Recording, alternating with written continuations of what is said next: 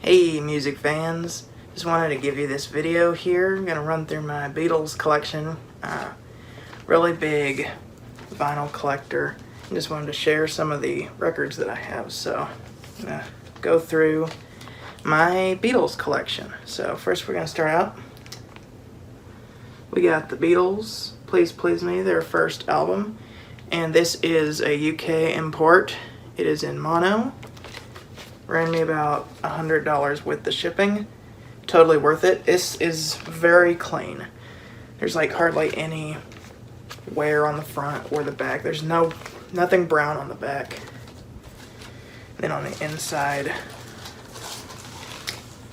it's on the yellow Parlophone label, so it's actually, I think it's a 4th pressing.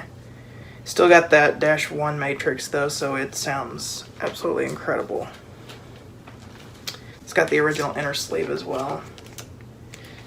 And then next we have the Beatles' second album from England with the Beatles. And this is a later issue in stereo. It's one of the ones I don't have, a first issue in mono. Still from the UK though. There's the back.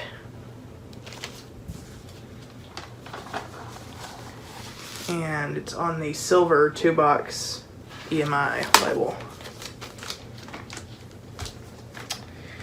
Alright, next we got the first Beatles album with all Lennon-McCartney compositions on it. We've got A Hard Day's Night from the UK and in mono. A little bit of wear on the back, but not much. The record plays fine.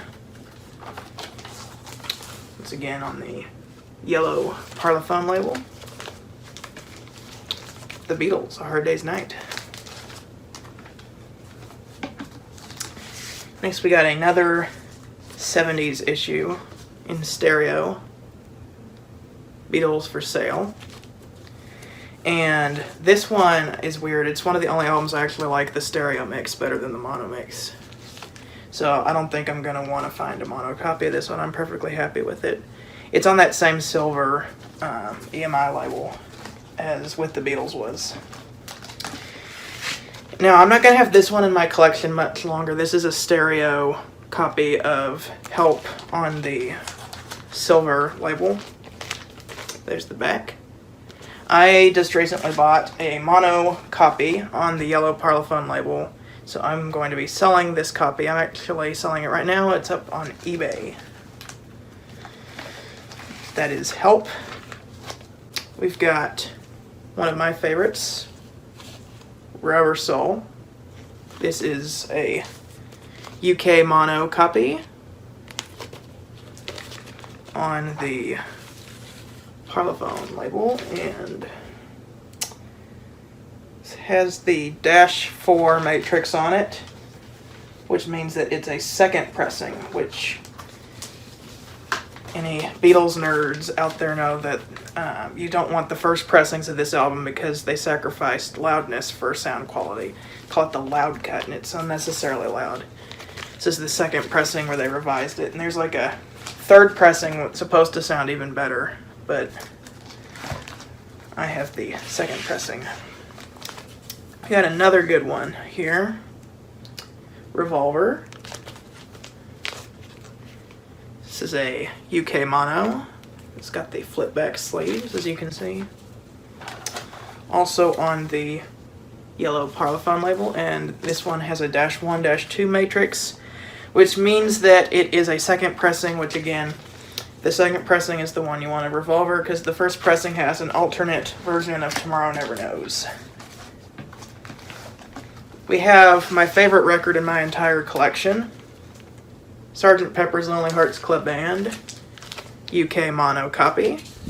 Some of these things will fetch you multiple thousands of dollars. I got it for 45 bucks. Scour eBay if you want one of these. You could be able to get one for a pretty good price. Got the lyrics on the back. It unfortunately does not come with the cutouts or the psychedelic inner sleeve. But look at that. Such a cool gatefold. one of my favorite Beatles albums. Next we got one that was kind of tricky to find in a decent price. We have Magical Mystery Tour in mono from the US. I used to have a stereo copy of this that I got for like 15 bucks. I got this for like 20 something bucks, which they honestly go for hundreds of dollars, so I'm glad I got it for that cheap. This one's on the Capitol label. My old stereo copy was on the Apple label. So this is an earlier pressing. We got the Beatles, more commonly known as the White Album. It's not numbered. I think this copy is from the 70s. It's still from the UK though. And it's on the Apple labels. And it, of course, comes with the band photos. Here's John. There's Paul, George, and there's Ringo. And these, I don't care about, they have holes in them on the sides because I put them up to hang them up. I know that makes them lose value, but you know, if I'm going to get these pictures, I actually want to display them because they're really cool.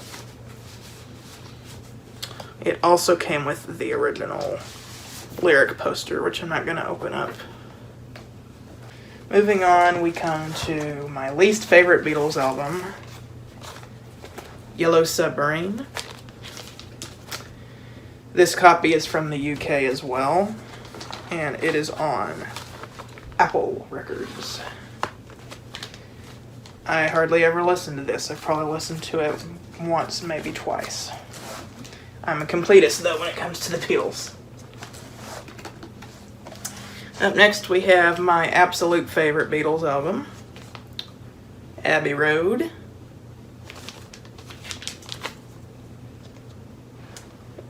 First pressing from the UK with the aligned apple, not the misaligned apple. On Apple Records, and Her Majesty is not listed on the cover or on the record. And then we have the Beatles' final album, Let It Be, which they just made a new documentary about, or showed the footage that's been in the vault for a long time of, on the red Apple label. It's got a cool gatefold on the inside. And honestly, a lot of these Let It Be albums are counterfeited.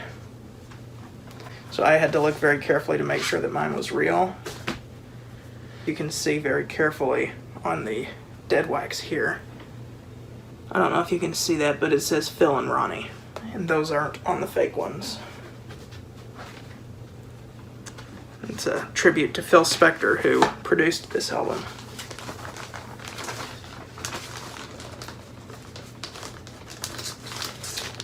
Okay, that's all for the studio albums. Next we got some compilations. This is the second Beatles record I ever got. First was Sgt. Pepper, but a US version. It's the Red Album compilation.